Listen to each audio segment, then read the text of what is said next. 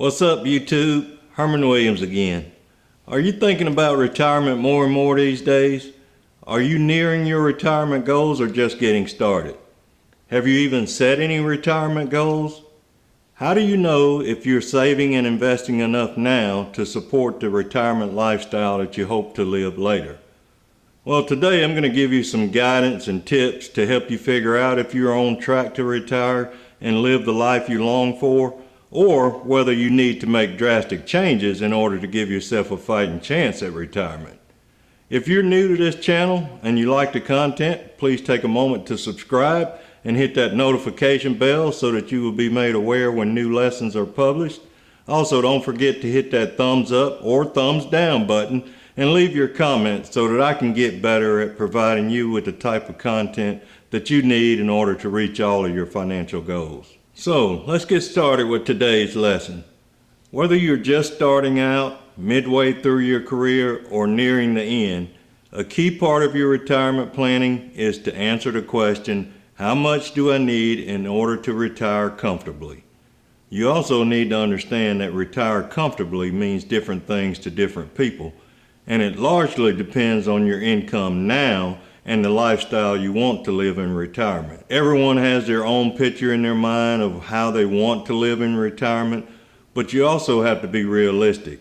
If you don't have the income now to allow you to save at a rate that will support your vision, then that dream will likely not come to fruition. Or perhaps you have the income, but you also have too much debt. If that's the case, then the money that should be going towards supporting your dreams is actually making someone else rich. Another thing that may be holding you back or preventing you from reaching your retirement goals could be your mindset. Research has shown that most people, somewhere around 64%, see themselves as savers, not investors. Because of this saver versus investor mentality, research has also shown that roughly 54% of 401k plan participants tend to put any additional retirement funds they may have available into a savings account instead of another investment account, such as an IRA, a brokerage account, or even an HSA or health savings account. If you have funds that you could be investing and you're putting that money into a savings account, you're just adding time to the clock. Now, when I say clock, I'm referring to the time that you will have to continue working before you can retire. Now, if you're working on building an emergency fund, that's different. That's not what I'm talking about here. I'm talking about money that could be used to support your retirement goals. If that data is correct, do you realize what that means? It means that more than half of 401k plan participants could either retire sooner or at least have a larger nest egg to live on in retirement. Do you fall into this category? Do you have funds that you could be investing but you're not taking advantage of right now? Another mistake that some 401k plan participants make is not being engaged enough with their plan. They take a set it and forget it approach to saving and investing. According to a study done by Schwab Research in 2019, about 1/3 of study participants who auto-enrolled in their 401k plan have never increased their contribution level. The auto-enroll process was intended to be a way to help workers get their feet wet in investing and not procrastinate about getting started. And in fact, it has done that. More people have at least some retirement savings than before auto-enrollment was introduced. But the problem is a lot of workers have not moved beyond getting their feet wet and are missing out on an opportunity to grow their retirement nest egg at a faster rate. The way auto-enrollment works with most plans is when you start work with a new employer and they offer auto-enrollment, you will get a package explaining the plan details, and you will have the option to choose auto-enrollment, or you can opt out. You also have the option to choose a different contribution rate and different investment choices. The good news is that most workers choose to opt in. Most do so because they know they need to be saving for retirement, but they don't know anything about investing, so they see this as a relatively safe way to get started. The bad news is that a lot of workers get stuck at this initial starting point, and in a lot of cases they're missing out on free money.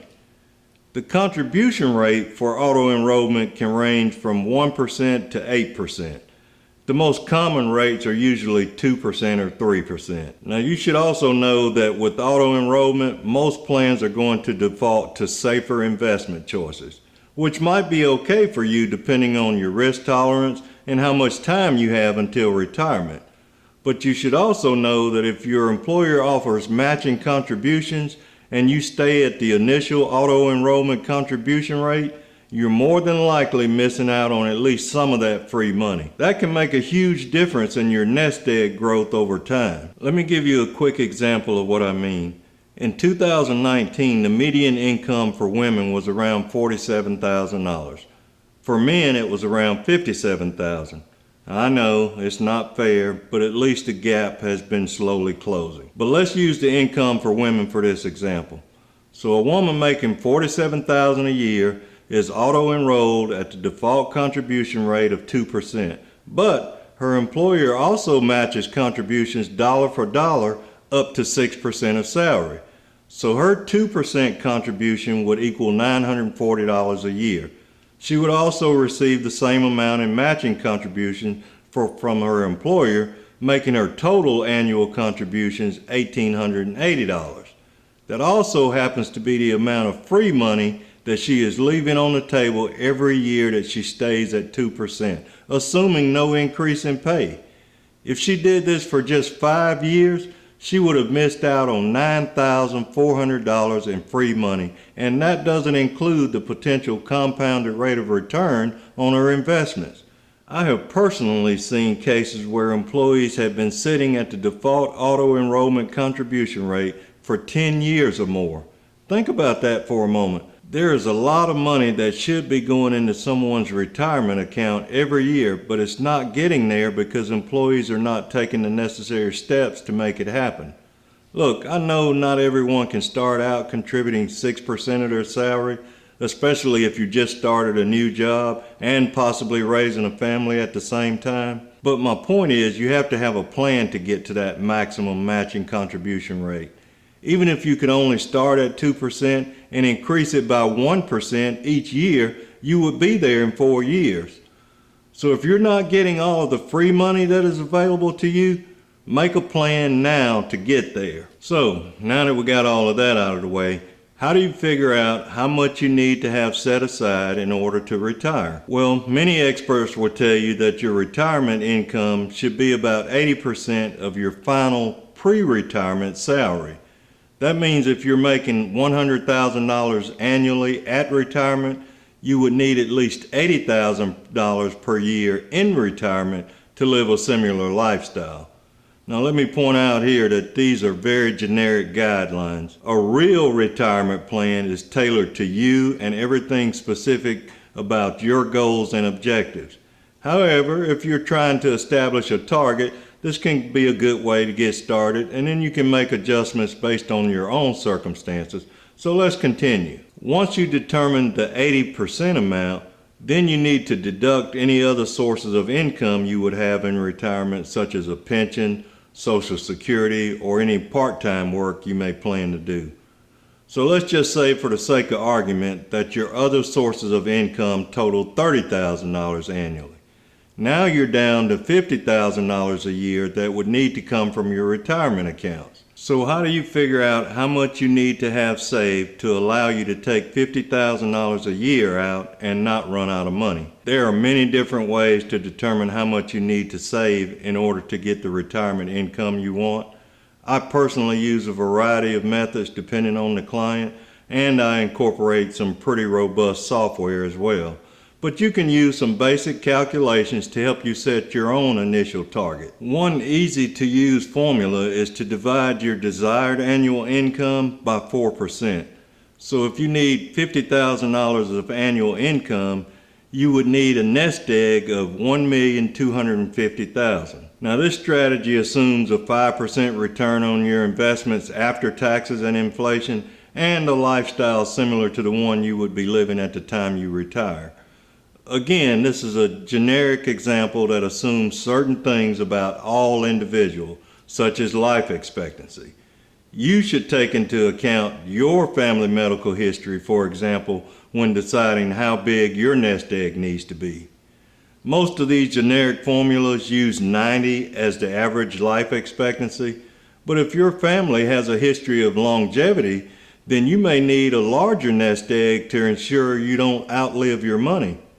Conversely, if your family has a history of serious illnesses, you may need to factor in the cost of long-term care, a shorter life expectancy, or both. You should also know that the 4% rule does not work unless you stick to it consistently.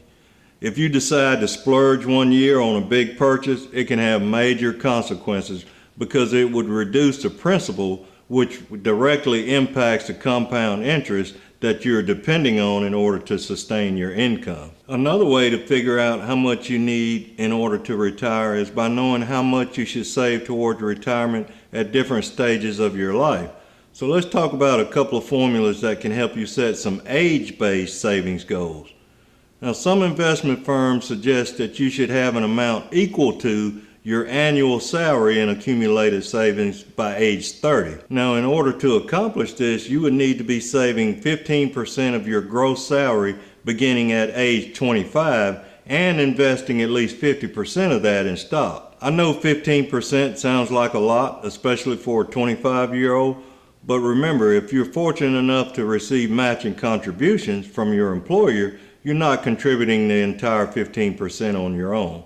Still, that can be a daunting task. Now, other age-based milestones that this method would support would be 2 times your annual salary at age 40, 4 times your annual salary at age 50, 6 times your annual salary at age 60, and 8 times your annual salary at age 67. Another more aggressive formula suggests that you should save 25% of your gross salary each year starting in your 20s.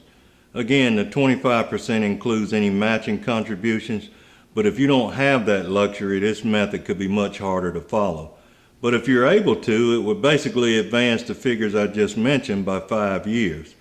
You would have 2 times your annual salary at age 35 instead of age 40, 4 times annual salary at age 45 instead of age 50, 6 times annual salary at age 55 instead of age 60, and 8 times annual salary at age 65 instead of age 67. Regardless of which method you choose to try to follow, chances are your actual ability to save will be affected by life events. Things happen. That's why an emergency fund needs to be part of your retirement strategy. That's why debt management needs to be part of your retirement strategy. That's why planning for your kids' education needs to be a part of your retirement strategy. Failing to plan for any one or all of these things could completely derail any retirement plans you do have. The bottom line is many Americans have room to boost their savings at most stages of their life.